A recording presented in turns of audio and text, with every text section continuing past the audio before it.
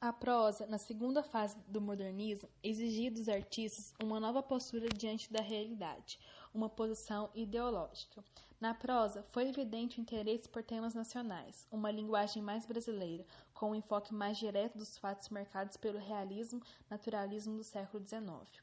O romance focou o regionalismo, principalmente nordestino, onde problemas como a seca, a migração, os problemas do trabalhador rural, a miséria e a ignorância foram ressaltados. Além do regionalismo, destacaram-se também outras temáticas. Surgiu o romance urbano e psicológico, o romance poético, metafísico e a narrativa surrealista.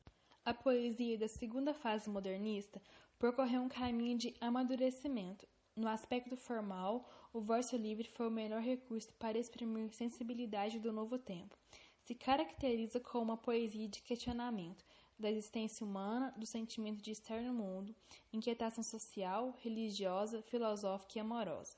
Dentre os muitos poetas e escritores dessa fase, destacamos, na prosa, Graciliano Ramos, Raquel de Queiroz, Jorge Amado, José Lins do Rego e Érico Veríssimo. E na poesia, Carlos Drummond de Andrade, Murilo Mendes, Cecília Meirelles e Vinícius de Moraes. As décadas de 30 e 40 foram particularmente conturbadas no Brasil e no mundo, do ponto de vista social, econômico e político. Nessa época, viu-se explodir o grande conflito da Segunda Guerra Mundial, que era consequência de questões mal resolvidas pelos tratados de paz estabelecidos após a Primeira Guerra Mundial, resultando em profundos efeitos no destino de milhões de pessoas. Observou-se o avanço do nazismo na Alemanha, chocando o mundo com o Holocausto, e o avanço do fascismo na Itália. Outro ponto importante na Segunda Guerra foi o bombardeamento nas cidades japonesas Hiroshima e Nagasaki, com estimativa de mais de 140 mil mortos. Nessa época, os Estados Unidos sofriam com a crise de 29, que afetou muitos países, inclusive o Brasil. No Brasil, a Revolução Constituinte de 1932 chega no seu auge e, em 1934, a Constituição legitima Getúlio Vargas no poder. Em 1937, Getúlio Vargas ordena o fechamento do Congresso Nacional e dá um golpe político, instaurando o Estado Novo e suspendendo os direitos constitucionais, impondo uma nova Constituição, autoritária e centralista, que extingue os partidos políticos. E em 1945, finaliza a Segunda Guerra Mundial e Getúlio Vargas é deposto. Raquel de Queiroz. Raquel de Queiroz nasceu em Fortaleza, Ceará, em novembro de 1910. Viveu parte de sua infância na capital do estado e parte no interior. Depois da seca de 1915, que atingiu a propriedade familiar, mudou-se para o Rio de Janeiro, onde morou por pouco tempo. Em 1921, de volta ao Ceará, retomou os estudos regulares, formando-se professora em 1925. Em 1927, ingressou no jornalismo como cronista. Em 1930, Raquel de Queiroz lançou seu primeiro romance, O 15, obra que foi premiada pela Fundação Graça Aranha. Em 1977, ingressou na Academia Brasileira de Letras, sendo a primeira mulher eleita. Características de sua obra. A prosa regionalista de Raquel de Queiroz retrata numa linguagem enxuta e viva o Nordeste, mais precisamente o Ceará. A autora consegue aliar a preocupação social com a preocupação com os traços psicológicos das personagens.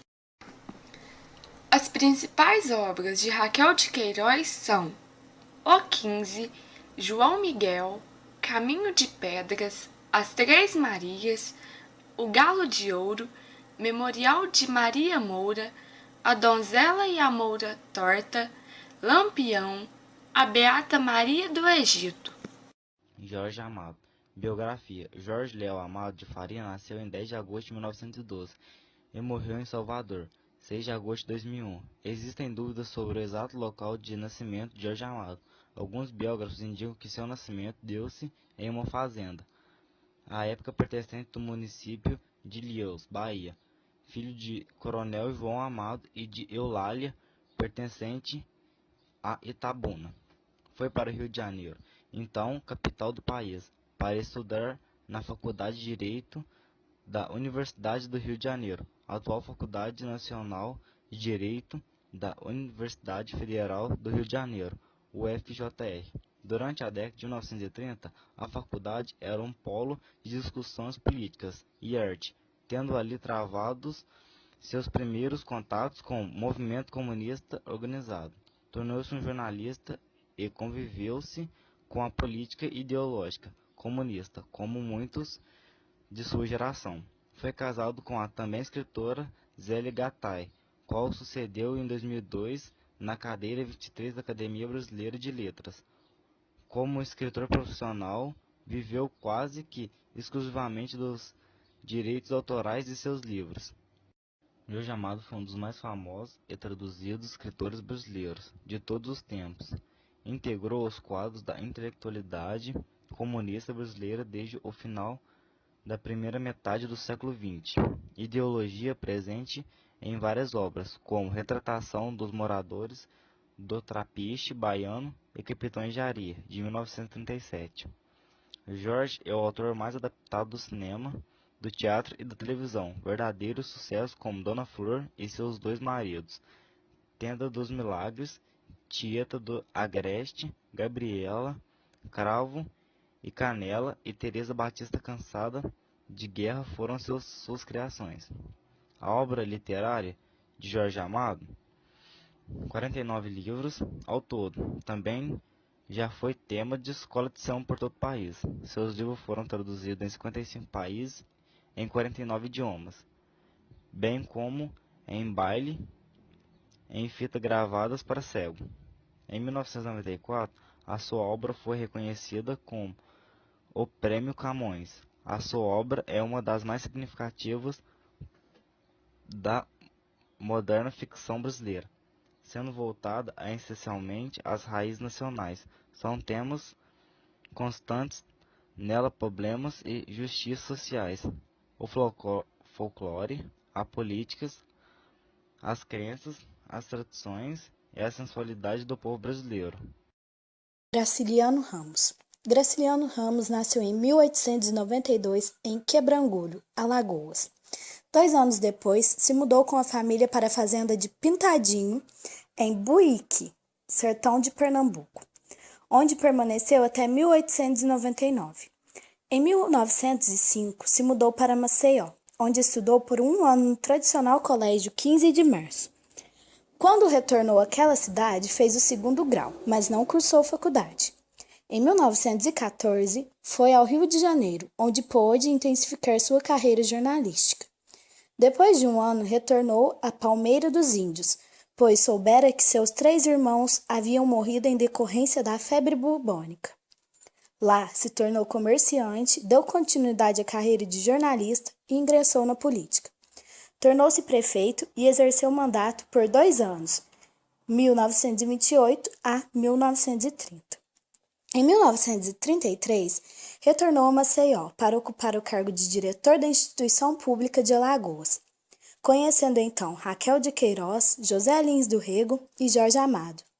Em 1936, sob acusação de ser subversivo, foi preso pela ditadura Vargas, sofrendo horrendas humilhações, experiências reveladas em sua obra Memórias do Cárcere. Em 1945, depois de libertado, fixou-se no Rio de Janeiro e não mais voltou ao Nordeste. Época, então, que se consagrou como um dos maiores romancistas brasileiros, considerado por muitos o sucessor de Machado de Assis. Nesse mesmo período, filiou-se ao Partido Comunista Brasileiro. Com câncer, faleceu em 1953, cercado de muitos amigos e muitas homenagens. Teve como principais obras os romances Caetés, 1933, São Bernardo, 1938, Angústia, 1936, Vidas Secas, 1938, O Conto Insônia, 1947, Memórias, Infância, 1945, Memórias do Cárcere, 1953, Viagem 1954, Linhas Tortas 1962, Viventes das Alagoas 1962. E na literatura infantil, Histórias de Alexandre 1944, Dois Dedos 1945, Histórias Incompletas 1946.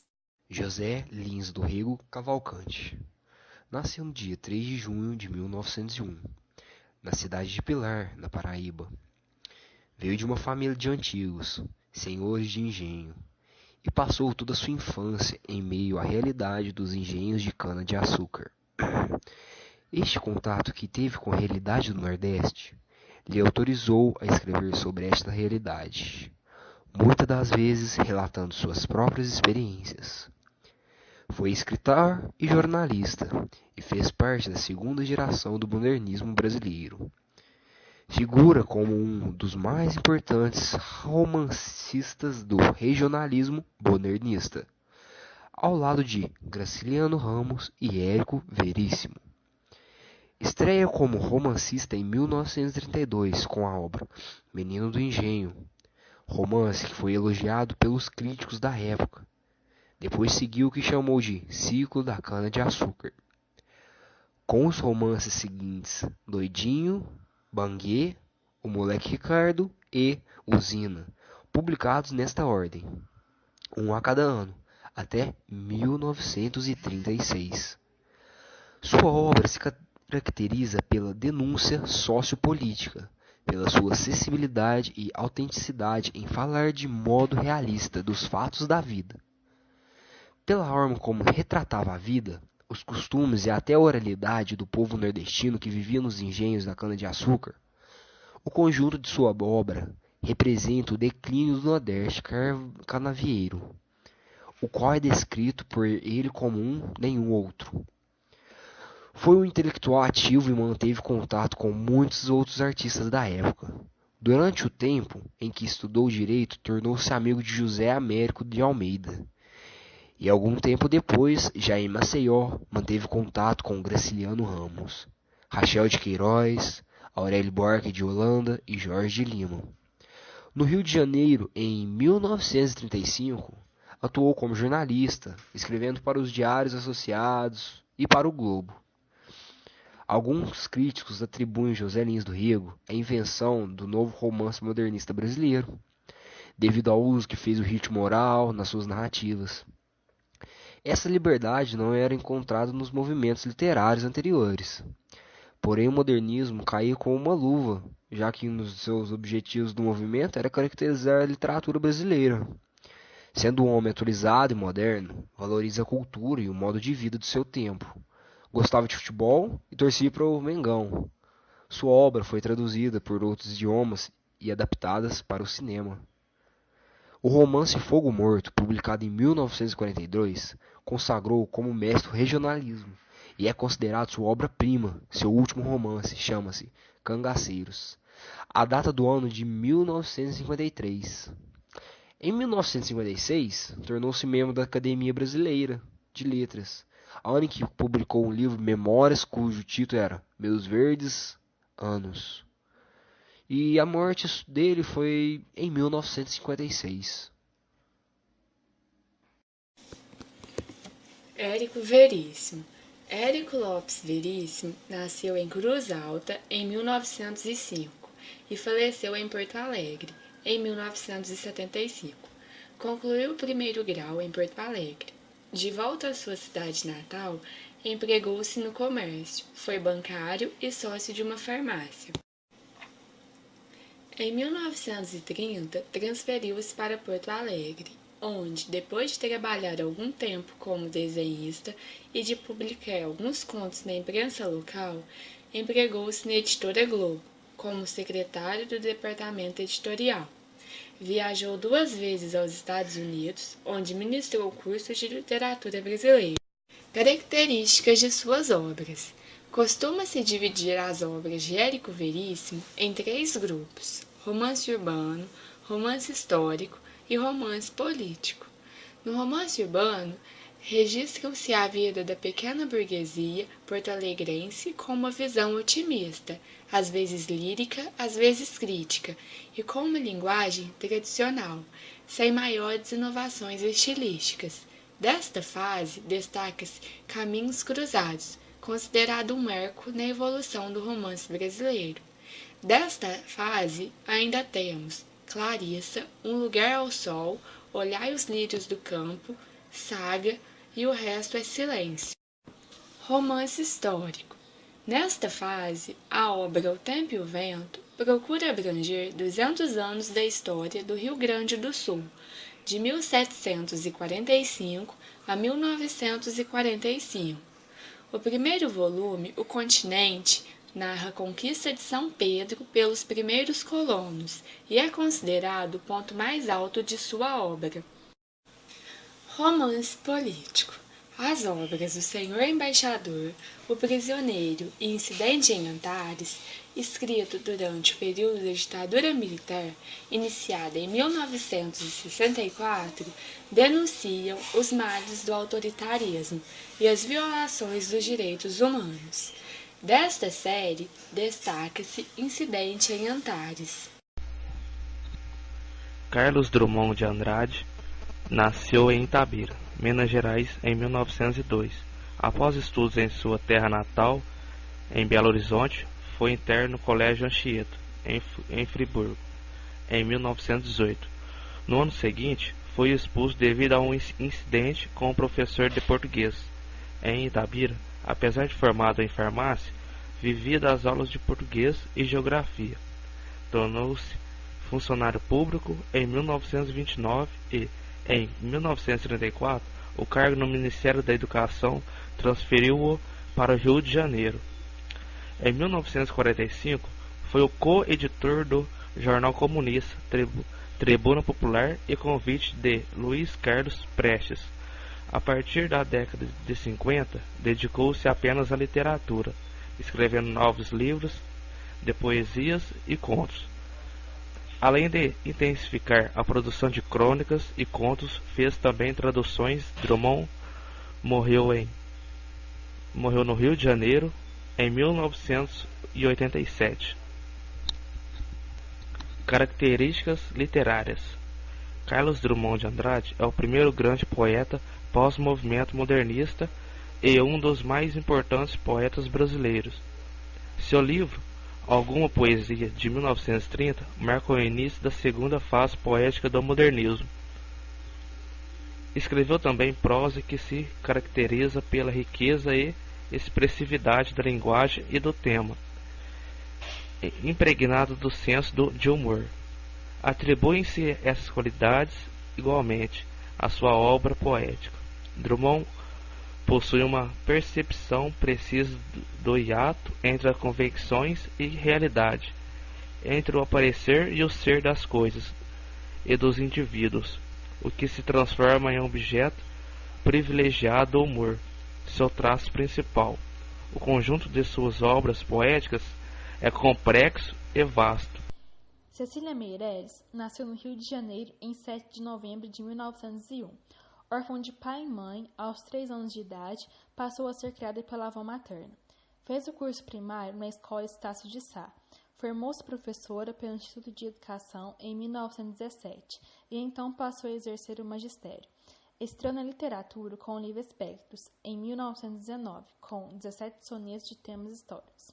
Foi poetista, professora, jornalista e pintora. Foi a primeira voz feminina de grande expressão na literatura brasileira, com mais de 50 obras publicadas. Participou do grupo literário da revista Festa, grupo católico, conservador e antimodernista. Dessa vinculação, herdou a tendência espiritualista que percorre seus trabalhos com frequência. Depurando a linguagem musical e cadenciada do simbolismo, transformou em poesia emoções como a melancolia, saudade e a inquietação provocada pela fugacidade do tempo, manifestando uma resignação madura perante as angústias da vida. A maioria de suas obras expressa estados de ânimo, predominando sentimentos de perda amorosa e solidão. Uma das marcas do lirismo de Cecília Meirelles é a musicalidade de seus versos. Alguns poemas, como Canteiros e Motivo, foram musicados pelo cantor Fagner. Em 1939, publicou Viagem, livro que lhe deu o prêmio de poesia da Academia Brasileira de Letras. Em 1922, casou-se com o artista plástico português Fernando Correia Dias, com quem teve 3 filhos. Viúva, casou-se pela segunda vez com o engenheiro Heitor Vinícius da Silva Grilo. Cecília Meirelles faleceu em 1964. Biografia. Marcos Vinícius da Cruz de Melo Moraes, conhecido como Vinícius de Moraes, nasceu em 19 de outubro de 1913, no Rio de Janeiro, com ascendência nobre e dotes artísticos. Com apenas 16 anos, entrou para a Faculdade de Direito do Catete, onde se formou em 1933, ano no qual teve seu primeiro livro publicado, O Caminho para a Distância. Durante o período de sua formação acadêmica, firmou amizades com vínculos boêmicos e desde então viveu uma vida ligada à boemia. Após alguns anos, foi estudar literatura inglesa na Universidade de Oxford. No entanto, não chegou a se formar, em razão do início da Segunda Guerra Mundial. Ao retornar ao Brasil, morou em São Paulo, onde fez amizades com Mário de Andrade, Manuel de Bandeira e Carlos Drummond de Andrade, e também efetivou o primeiro de seus 9 casamentos. Logo após algumas atuações como jornalista, cronista e crítico de cinema, ingressou na diplomacia em 1943. Por causa da carreira diplomática, Vinícius de Moraes viajou para a Espanha, Uruguai, França e Estados Unidos, contudo sem perder contato com o que acontecia na cultura do Brasil. É um dos fundadores do movimento revolucionário na música brasileira, chamado de Bossa Nova, juntamente com Tom Jobim e João Gilberto. Com essa nova empreitada no mundo da música, Vinícius de Moraes abandonou a diplomacia e se tornou músico. Compôs diversas músicas e viajou através das excursões musicais. Durante esse período, viveu intensamente os altos e baixos da vida boêmica, além de vários casamentos. Características e principais obras da segunda fase do modernismo no Brasil, por Vinícius de Moraes. O escritor tem um novo tom e linguagem, novas formas e temas, os quais vinham desde Novos Poemas, de 1933. As obras, poemas, sonetos e baladas, e Novos Poemas mostram tanto as formas clássicas, sonetos de tradição carmônicas e shakespearianas, quanto a poesia livre, em A Última Elegia. Os versos têm forma de serpente. Entre as inovações estão a invenção de palavras, muitas vezes bilíngues, a prática da oralidade e já comentada aproximação da forma clássica com o jeito e intenção do modernismo. Essa fase é conhecida como o encontro do cotidiano pelo poeta, pois há uma renúncia à superstição e ao purismo, muito presentes na primeira, e também uma tendência para uma atitude mais brincalhona e amorosa perante a poesia. Ela apresenta versos longos, com uma linguagem abstrata, alegórica e declamatória. Nessa passagem do metafísico para o físico, do espiritualismo para o sensual, do sublime para o cotidiano, Vinícius de Moraes retoma sugestões românticas como lua, cidade, samba. Há uma grande inclinação ao erotismo, com a contemplação do amor, poemas sobre a mulher e adoração panteística da natureza. Além disso, compôs poemas de indignação social, Balada dos Mortos, dos Campos de Concentração, Operários em Construção e A Rosa de Hiroshima. Murilo Mendes. Murilo Mendes nasceu no dia 13 de maio de 1901, em Juiz de Fora, Minas Gerais. Iniciou os estudos em sua terra natal, mas logo passou a estudar em Niterói, Rio de Janeiro. Em 1920, mudou-se para a capital, onde participou do movimento antropofágico. Entrou na literatura escrevendo para 2 revistas do modernismo, Terra Roxa e outras, Terra e Antropofagia. Em 1930, lançou seu primeiro livro, Poema, e com este ganhou o prêmio Graça Aranha. A poesia de Murilo Mendes analisava o destino do ser humano como um todo. Empregou-se como telegrafista e depois como auxiliar de guarda-livros. Em 1936, assumiu o cargo de inspetor federal de ensino. Trabalhou no Ministério da Fazenda e no cartório da 4ª Vara da Família. Casou-se com o marido da Saudade de Cortesão, no qual não tiveram filhos. Em 1953, foi convidado para lecionar literatura brasileira em Lisboa. De 1953 a 1955, percorreu diversos países da Europa, divulgando em conferências a cultura brasileira. Em 1957, se estabeleceu em Roma, onde lecionou literatura brasileira. Murilo Monteiro Mendes faleceu com 74 anos em Estoril, Portugal, no dia 3 de agosto de 1975. Obras de Murilo Mendes. Poemas, 1930. História do Brasil, 1932. Tempo e Eternidade, 1935, em colaboração com Jorge de Lima. Poesia em Pânico, 1938. O Visionário, 1941. As Metamorfoses, 1944. O Discípulo de Emaús, prosa, 1944. Mundo Enigma, 1945. Poesia Liberdade, 1947. Janela do Caos, 1948. Contemplação de Ouro Preto, 1954. Poesias, 1959. Tempo Espanhol, 1959. Poliedro, 1962. Idade do Serrote, Memórias, 1968. Convergência, 1972. Retrato Relâmpago, 1973. Hipótese, 1977. A Invenção do Finito, 2002, póstumo. Janela Verde, 2003, póstuma.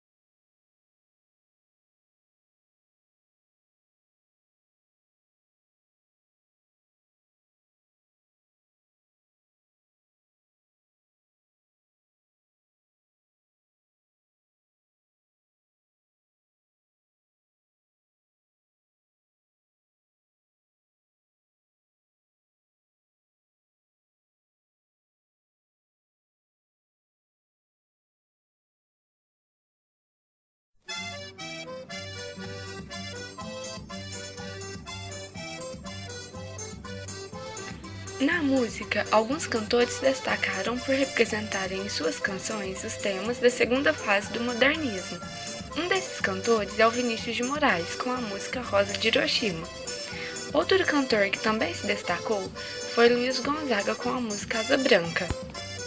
A canção é o retrato do flagelo que o Nordeste vivia na época, o sofrimento do sertanejo que vivia com a falta de chuva, com a morte do seu gado e cavalo. A letra da música tem características da segunda fase modernista, com seu regionalismo, suas gírias e as palavras escritas da mesma maneira que se pronuncia. Alguns filmes também foram inspirados nessa segunda fase do modernismo. Dentre eles, nós temos O Tempo e o Vento, de Érico Veríssimo, Gabriela, de Jorge Amado, Dona Flor e seus dois maridos, Tieta, do Agreste, de Jorge Amado e outros.